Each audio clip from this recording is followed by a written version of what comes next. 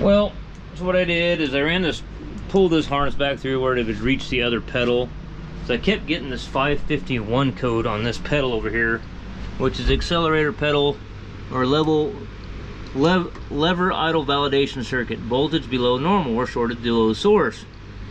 So I checked my wiring, everything was right, and then I went over and plugged it into this pedal, and the code went inactive. So obviously this is an old used pedal that I had in my shop at home that I thought was a good one, but obviously this position sensor, the idle validation circuit, is shorted to ground in it, is what the problem is. So I can switch pedals right here and it'll go away, should be anyway. I'll switch to the other pedal. We'll come over here for a second. Give it a little time. Usually what you gotta do though, I've found, what's going on there? Hang on a second, I don't think I got my switch all the way up or something.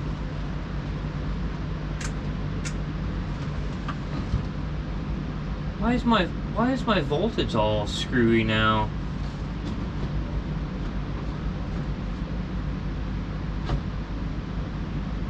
What the hell's going on with that?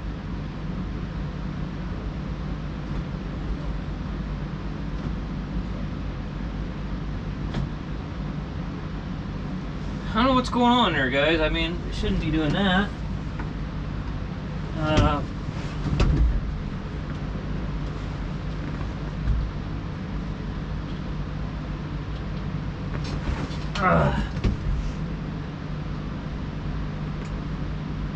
Where'd my 5 volts go? Where'd my 5 volt? Oh, stupid meter. It's not on voltage. 5 volts. I'm switching 5 volts to right there. How come I don't have 5 volts on this pedal? This thing is kicking my ass right now. Just one freaking thing after another with it.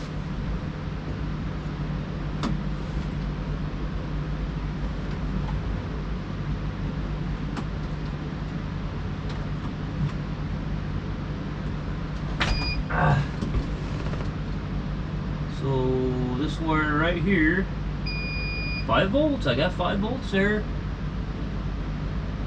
Still, I don't know what the hell's going on here, guys. It should be throwing a 132 code now.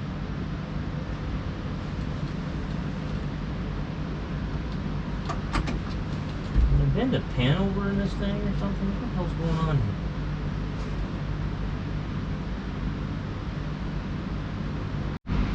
Okay, I figured out what was going on. Yeah, that position sensor in that thing is garbage on that throttle pedal.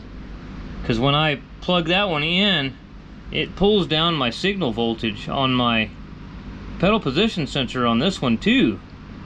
So it's that whole pedal position sensor assembly is shorted internally and dragging the whole system down. This one works fine.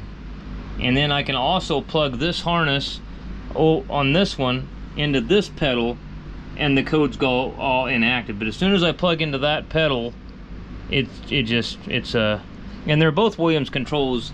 This one's got a different it's got a different throttle looking deal on it, but the actual position sensor is exactly the same as that one over there. They're both Williams controls. So I guess I'll order a Williams Controls 6-wire pedal position sensor. I'm gonna have to, let's see what time, it's 7 o'clock. Had about all I want for the day, to be honest with you. Yeah, I gotta clear the codes.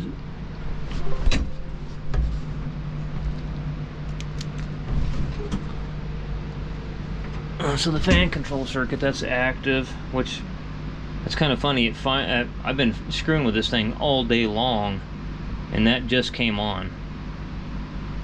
It's kind of weird, huh?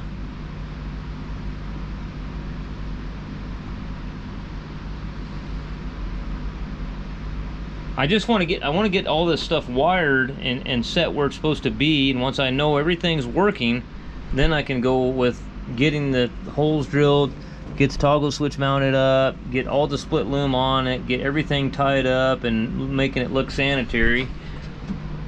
Turn the ignition back on.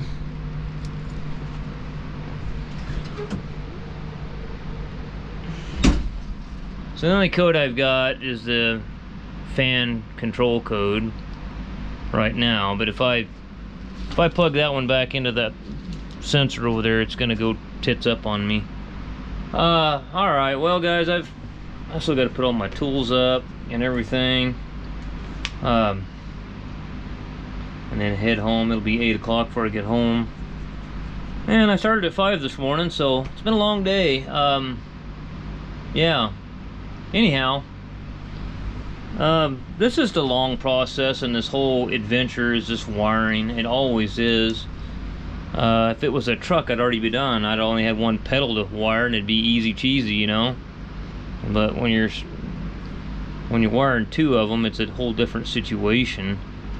But we're getting there. We've got the main part of the throttles wired. What else? Fan control. So I got to get the fan control solenoid off that truck out there, and then we'll mount it up on the firewall somewhere, and then that's pretty simple.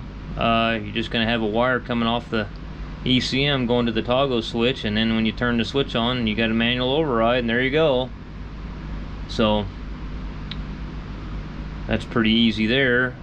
So basically what I've got left to wire is I got to wire, well, I've got both throttles pretty much wired. Now the only thing I got left to do is I got to get this other keypad mounted. I got to cut this clutch linkage all out of here, get that all out of here. I need another pigtail, and what I need to do is order a pigtail. That's the same pigtail that goes on a Chevy pickup on the transmission right there. So I need another pigtail for like a Chevy pickup transmission, and I could wire that in to that keypad over there. And once I get the keypad switched and I get the throttles switched, man, that's a huge. Oh, neutral safety. I gotta wire the neutral safety. That's another thing for the start.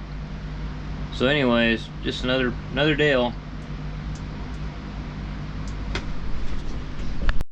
Anyway, pin 38 and pin 29 are fan control to the solenoid. Okay, which is going to be this plug-in right here, which kind of is going to, because that international, the firewall kind of set over here, and that ain't going to be long enough. I'm going to have to lengthen it out or something, because the firewall's back here. So I got to go get that fan solenoid off that firewall off that truck out there and take care of that problem. But we got to wire a switch. Fan control signal. Okay, it's going through the bulkhead connector here somewheres. Fan control switch. So I got to find out in the wiring diagram on the international side where that, so all they're showing here, they're showing pin 38, and here's your ground obviously, but that's all they're showing here. They're not showing the actual override switch. So I don't know if it's under engine controls or where it's at. I got to look for that and find out where on that it's going to be. It's not going to be, this is the transmission plug back here. It's going to be on this harness somewhere. One of these wires is going to be the signal for the fan, and I got to figure out which one it is on there. Yeah. Okay, so I went out there and I got that fan solenoid, and that'll plug into that. Figure out where I'm going to mount that thing somewhere. I got a hole already here where that throttle was. Maybe we'll just mount her right there, huh? Something like that, or here, or... I mean, we already got a hole there. You can run a bolt through that and a nut on the other side and mount it right there. It'd probably be work just fine. That way you're not drilling another hole. So that'll plug into there. Okay, let's talk about the Allison neutral safety circuit for the start circuit. Okay, so what they're doing here, guys, most relays, I can't use my relay panel that I put in there for the start relay, because what they're doing is, here is a pigtail. I robbed this off that truck out there, if I can find the rest of them, but there was a whole relay bank they were using for their crane controls and stuff. Most relays will work most of the time. Usually pin 30 will be constant power from battery.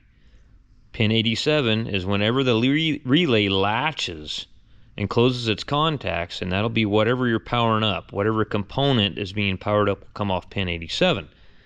Pin 85 and 86, usually, and they can be wired either way. Pin 85 could be a ground, it could be a switched ground, it could be a constant ground, or you could have a switched power or a constant power. It depends on how you're doing it. The way they normally work is usually like pin 85 will have a constant ground, and pin 86 will be, say, if you were running a manual transmission, say, let's just go with that example, and you hit the start button, you're sending power to pin 85 or to latch it with constant power already on that, and you got a ground here, and then the power comes out here to go to the starter solenoid. Well, on the Allison, you've got a neutral safety, so it's completely different. And the way they're doing this is they're not putting constant power to pin 30. What they're doing is the enable signal comes off the transmission control module. When that keypad is in neutral, they're sending a signal power to pin, I think it was 86. They've got a ground over here, and then on pin 30, they're not using constant battery power. That is actually coming from the start button or the ignition switch. When you go to the start position, then they send power. Once this is in neutral, then they're sending power to this. Then it latches, and then you send power. So, that being said, I can't use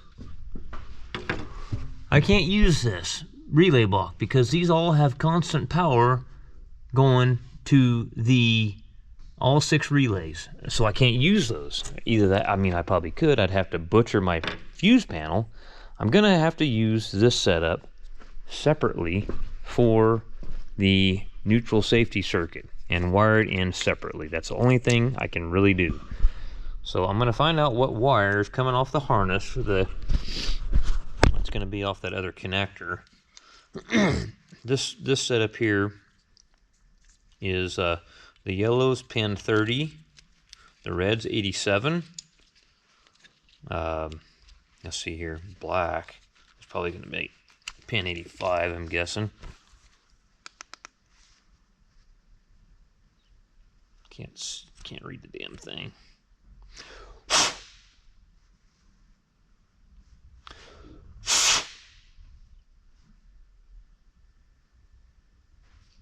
I can't read it because it really didn't matter, but we'll run the enable signal, the neutral signal, over to the blue wire here. We'll ground this side. The power from the start button will come in here. This will go out to the starter relay, to the actual solenoid on the starter. Because this has the gear reduction starter like the ISXs with the little solenoid on top. You know, so we'll run that. That'll go to that. I just got to figure out which wire is doing what. Okay, here's what I was talking about right here. You'll see, this is the connector right here that's over there by the engine, the 4705.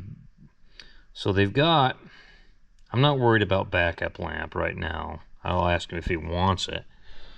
But basically, we're going to be using pin 14. And see, that's going to come in through here. That's going to go to pin 86.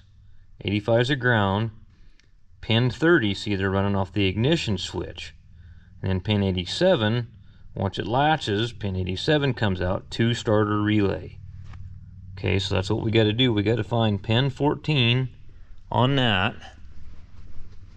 And that's going to be our neutral inhibit. I think I found that once before on there. I don't remember which one it was, but so I got the fan solenoid wired. I got that done. But here is our transmission connector right here.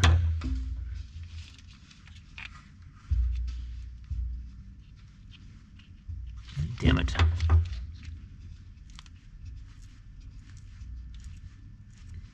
I got a couple other wires that I need to solder together there.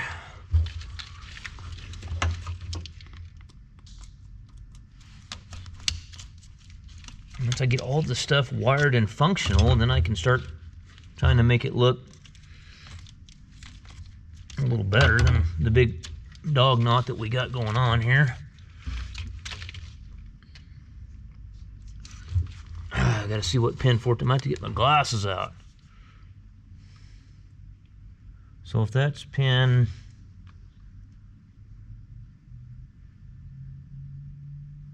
so it'll be pin 13, pin 14. Pin 14 is this wire. Oh, I stripped it. Yeah, okay, that's our neutral signal right there, the one that I stripped.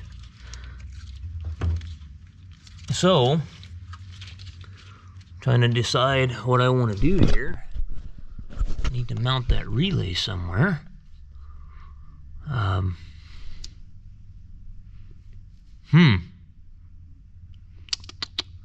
me figure out where I want to mount this relay at. Well, guys, about running out of battery here, but so mounted the fuel filter here. Plumb fuel lines. This is return going back tank. This supply. Then one of these lines goes up to the inlet side of the PT pump, and the other side is coming off the ECM cooling plate as a return. I got it, I've already started it once, but I wanted to just check it one more time and fire it up. I kind of had my head up my ass when I started it. I basically started it, fired up, and I shut it back off. I want to make sure, because I don't have a gauge for oil pressure yet. I want to make sure that I got oil pressure.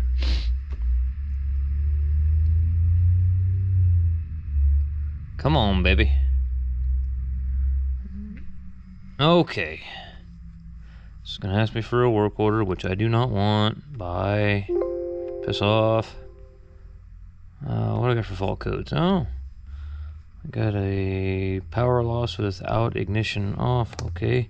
That was probably from cranking on it, and it probably pulled the voltage down, I'm guessing. I had to crank on it for a while to get the fuel. I filled that filter full of fuel, because it's quite a ways from the tank. I'm going to mount the charger cooler. The intercooler is going to be mounted on that firewall. That regulator and all that shit's going to be gone. It's going to be mounted right there, and I'm going to go straight back, come back around with the piping, and go right into the intake. But anyway, I filled that filter full of fuel, cranked on it for a while, and it finally, cranked on it quite a while, and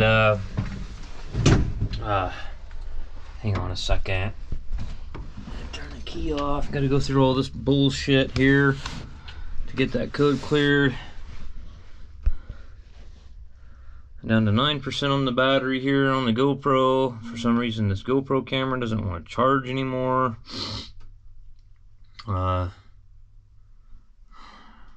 Come on, man. Let's see if that code comes back when we start on it. You know, start it up. It's really loud, guys, because there's no okay.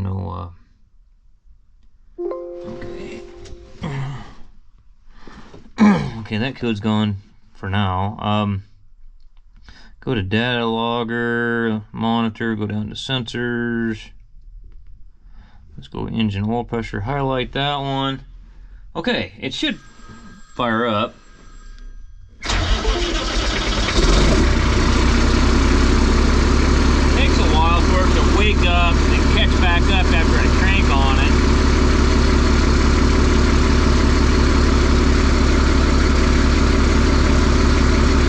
Okay, 60 pounds of oil pressure.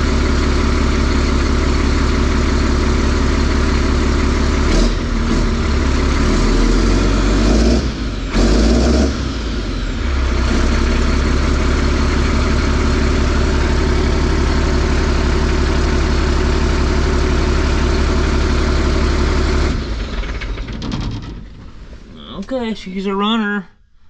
I don't know why it's doing that right there. I'll have to figure out why it does that every time I...